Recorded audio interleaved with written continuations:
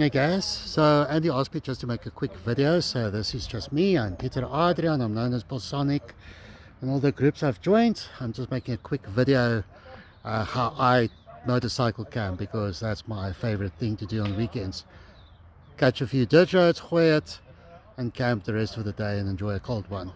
Cool. So you'll see in the back there is my bike and hammock, and I'll just take you quick for a quick tour there. So the biggest thing about the motorcycle camping is to really keep it light but still have all the essentials.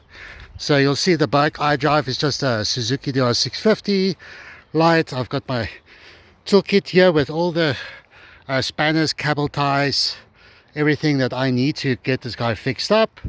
And you can see there's really nothing much except some straps at the back. Then I've got my one main bag here, just a change of clothing. So in here I store my tarp, I store my hammock, food if I have to. There's some beer I've got, something warm. I've got my bike gear over here. Then here I've got my tarp set up over my hammock.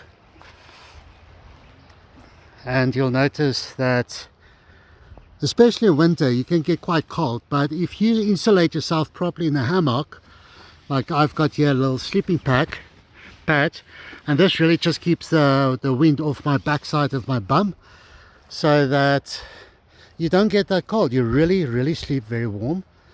And even with my sleeping bag, I've got a thermal liner and I'm sorted. And here I've got a beautiful view of the Wilge Rivier. And simple as that. I don't have any cooking equipment at the moment because, well, I don't need to do any cooking tonight. We're just going to have a braai, and that really makes packing easy and light. So yeah, it's really not much to share. I've got two of these tarps in case I need the other one for a ground sheet, or I want to create a bigger rain shelter, or I need to cover myself more or whatever, but I hardly ever use that thing. It's really just the pad in a hammock and a warm sleeping bag, and of course just something warm to sleep in as well.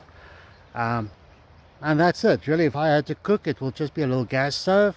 It will just be a little container to cook your food in, and then on the way to the venue or wherever, you'll just stop and you'll buy yourself some pasta or some steak or some drinks that you want to cook with. It really doesn't take that much packing.